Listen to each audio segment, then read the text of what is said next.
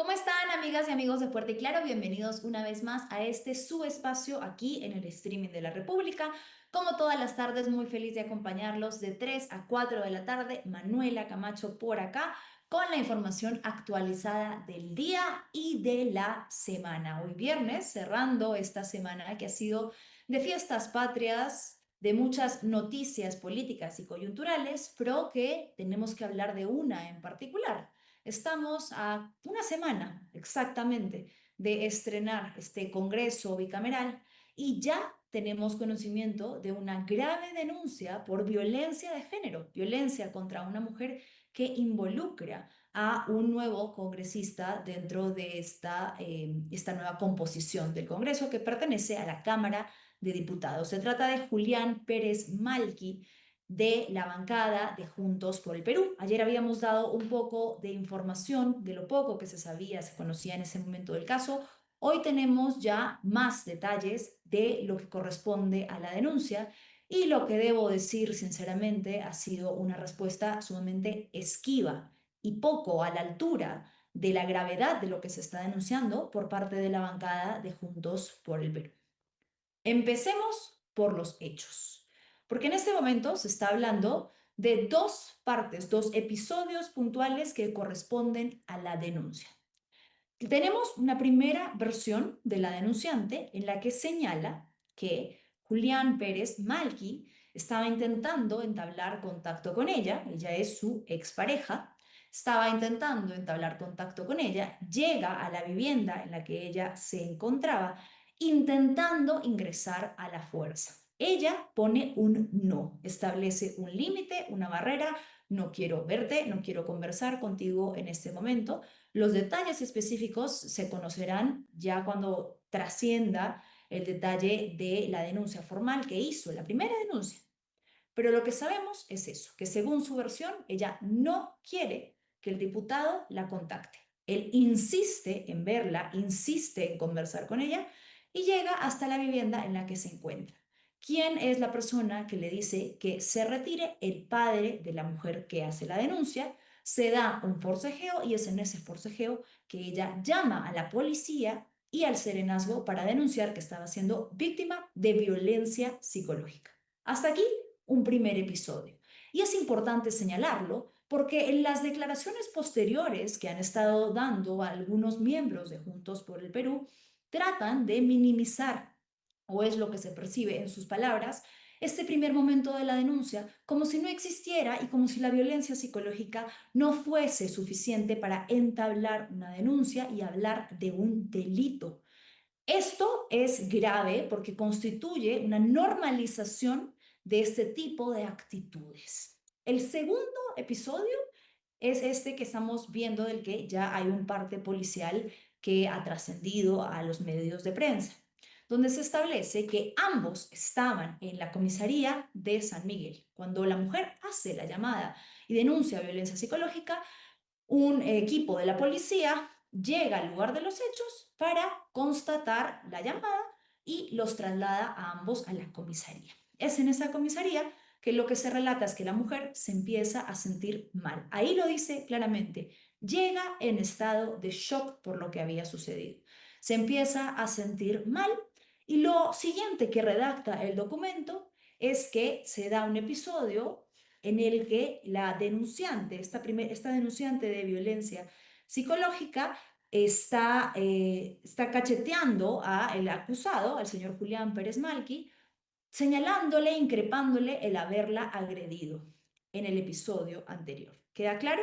Este segundo episodio que se está narrando en este parte policial es el que relata los hechos que ocurren en la comisaría, lo cual no quiere decir que no haya existido una denuncia previa de hechos que ocurrieron en la vivienda, que no nos quieran ver la cara de tontos, que no nos quieran engañar o minimizar la gravedad de lo que ocurrió, de lo que originó la denuncia. En este segundo episodio se señala que la mujer le está increpando a Julián Pérez Malqui el haberla agredido y lo que señala aquí que ella dice a la policía es que habría reaccionado de esta manera porque él se estaba burlando de la denuncia que ella hace, diciéndole te vas a arrepentir de esto después de haberla jaloneado por los brazos. Queda escrito también que la mujer que denuncia le enseña, le muestra los brazos al oficial que está tomando la denuncia y luego de esto proceden a detener al diputado. Dice claramente, pónganmelo ahí, chicas, por favor, para que quede la prueba. Tras evidenciarse presuntas señales de agresión, es decir, la mujer le muestra los brazos a la persona que está redactando la denuncia en ese momento, le señala lo que acaba de suceder y luego de esto detienen al diputado. La víctima dice, además, y esto está en la última parte de este documento, que no es la primera vez y que no había denunciado antes porque tenía vergüenza y temor de afectar su trabajo. Esto es lo que constituye a la denuncia reciente. Pero lo que es más grave aún es que esto cobra peso cuando nos enteramos que este diputado tiene ya otros dos antecedentes relacionados con violencia contra la mujer. Tiene un episodio registrado hace 6 años, el 26 de abril del 2020. Existe formalmente un documento de constatación policial que señala que otra mujer en Pichari, Cusco, hace una denuncia de manera anónima al enterarse de la existencia de una agresión física producida por el señor Julián Pérez Márquez. Este no es el documento, chicas, por favor, es la otra denuncia. La denuncia del año 2020. Ahí está, 26 de abril del año 2020. Muchas gracias. Lo que dice este documento es que la denuncia la hace otra mujer de manera anónima al enterarse que Julián Pérez Malqui había agredido a su expareja. Otra mujer que no es la que acaba de efectuar esta denuncia año 2026. Estamos hablando ya de dos mujeres que lo señalan por hechos de violencia. Ojo a eso. Y dice aquí, pónganmela para poder leerla, por favor, de una amiga, ok, Pérez Malqui, quien le reclamó haberse quedado a pernoctar en la casa de una amiga, insultándola y empujándola al suelo para luego botarla de su cuarto.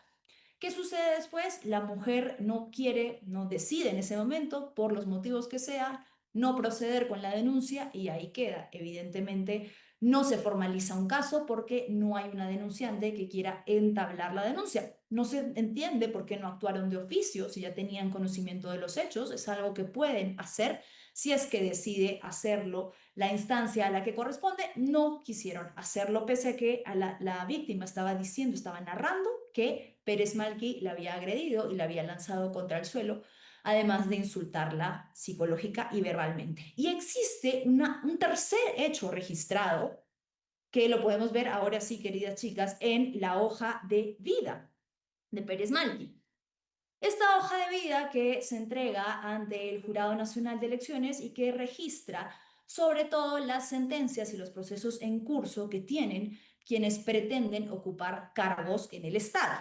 Aquí usted va a poder ver dos antecedentes importantes. Ahora vamos a hablar de uno más. Imagínense, se suma otro al expediente del señor Pérez Malqui, pero estamos hablando de la línea únicamente de aquellos antecedentes que tiene relacionados con violencia de género. En el año 2016, en Quimbiri, la Convención Cusco tiene una sentencia por el presunto delito, presunto no porque es sentencia, por el delito de violencia familiar de 2 años y 6 meses.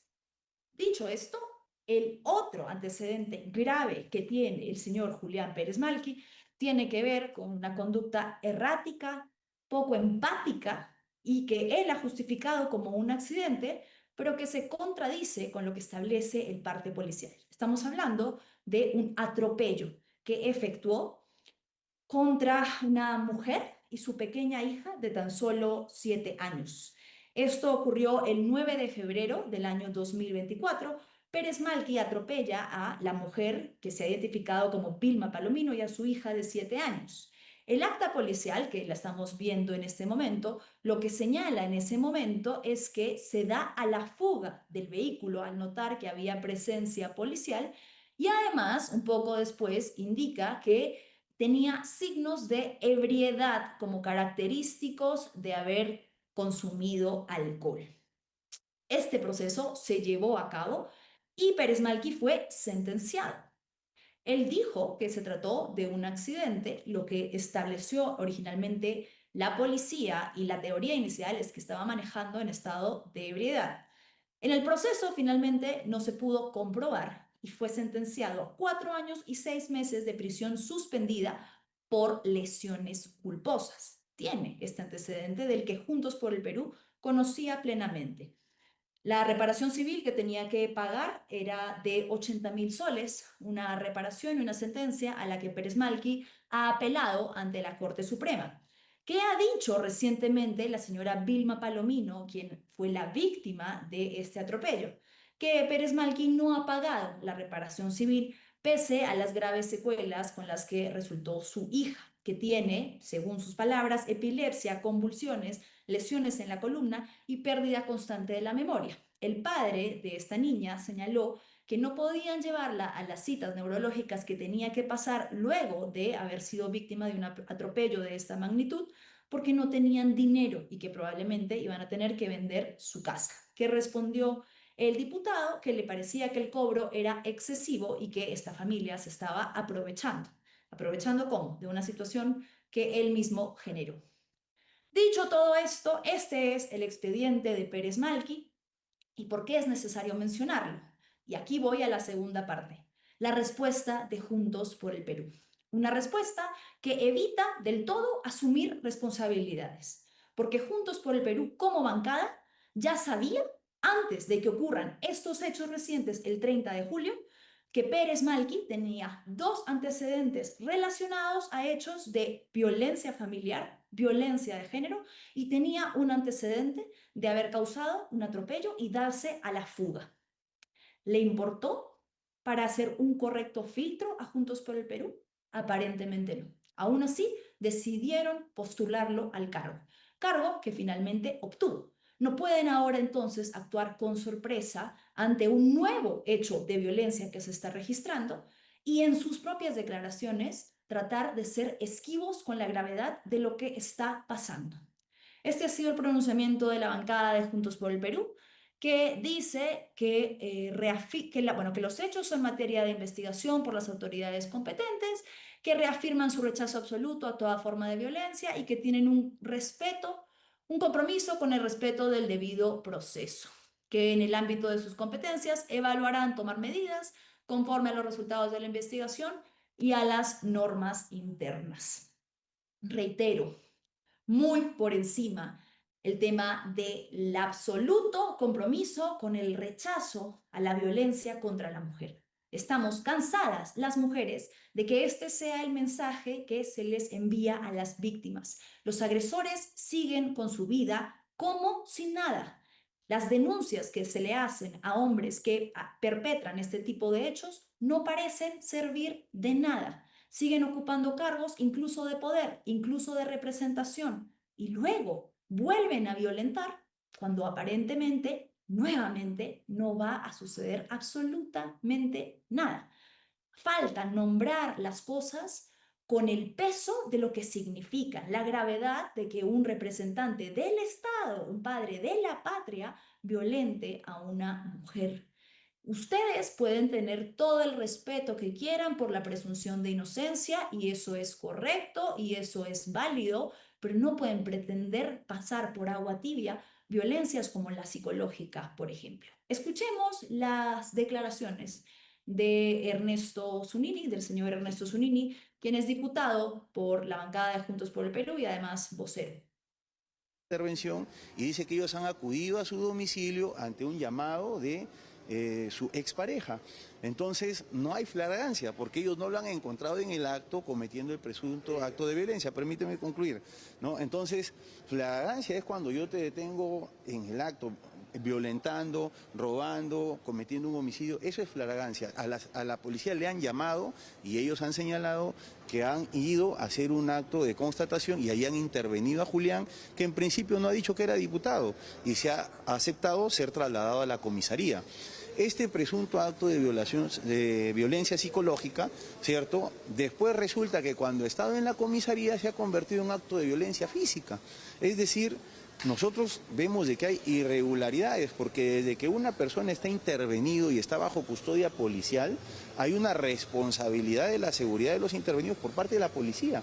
Yo he leído el acta de intervención y el acta de intervención señala que una vez estando ahí, la señorita, su expareja, se ha sentido mal, se ha encerrado en el baño, ¿no? Que ellos le han preguntado si estaba bien, decía que tenía náuseas, etcétera, porque estaba muy ofuscada, pero que después la han dejado sola y cuando han regresado le han encontrado que ella le estaba propinando bofetadas a él y que ha declarado que le habría propinado estas bofetadas porque estaba reclamándole por qué le había hecho este presunto acto de violencia psicológica y él le había tomado la mano y le había puesto el pie.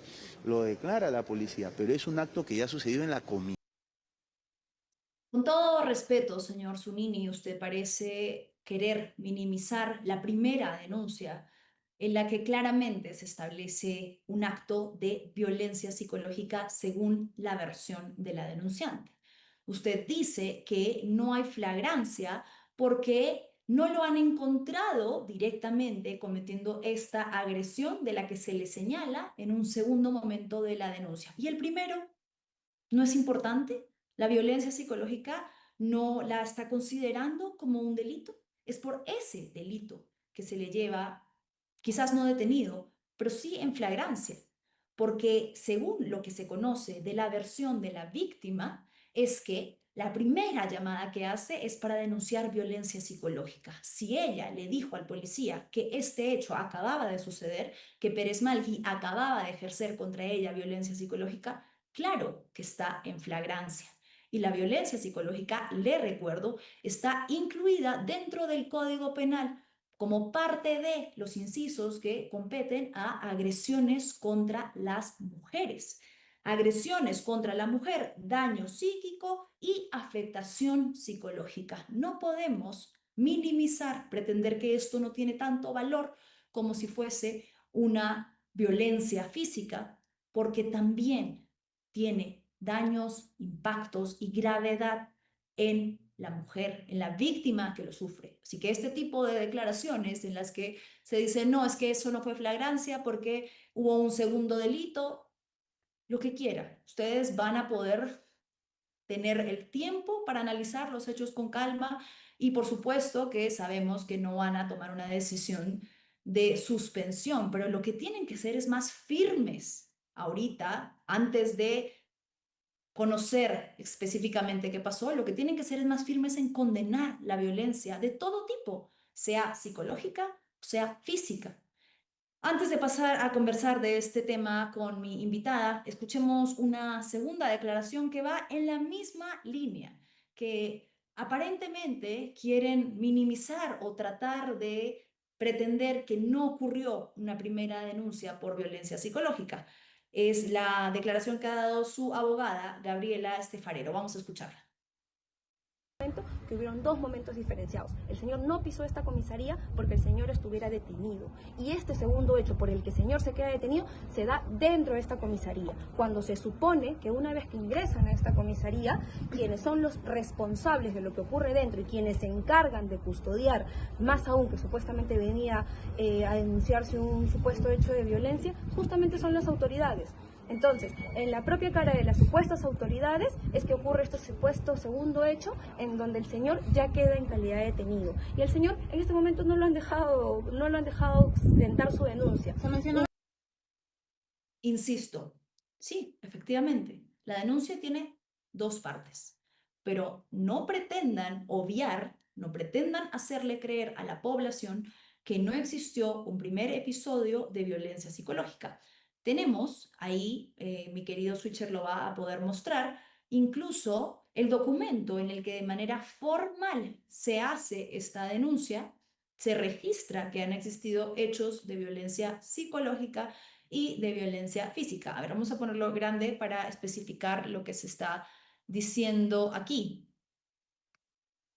El denunciado es Julián Pérez Malqui y el delito, bueno, lo han colocado mal, el presunto delito de agresiones en contra de las mujeres o integrantes del grupo familiar. Recordar entonces lo que acabamos de señalar. Dentro de este supuesto del delito también se incluye la afectación psicológica a la agraviada. Así que creo que haría bien Juntos por el Perú en tomarse un poco más en serio esta denuncia, en dejar de minimizar los hechos ocurridos y en asumir la responsabilidad porque también la tienen. No de lo que haya sucedido el día de ayer, 30 de julio, quizás, pero sí de haberle dado un espacio en la representación parlamentaria a una persona que ya tenía antecedentes de violencia contra la mujer. No pueden decir que no sabían, no pueden decir que no tenían conocimiento, está registrado en su hoja de vida, aún así decidieron ignorarlo y hacerlo parte de la bancada. No pretendan entonces ahora actuar sumamente sorprendidos con estos hechos y si es que efectivamente los hubiese tomado por sorpresa, entonces la respuesta debería ser mucho más firme. ¿Qué va a pasar con el diputado dentro de este proceso que va a seguir? ¿Va a ser separado de la bancada? Reiteramos, hay presunción de inocencia, hay procesos que ustedes tienen que seguir, lo sabemos todos, no tienen que darnos el palabreo de hay que esperar, hay que esperar.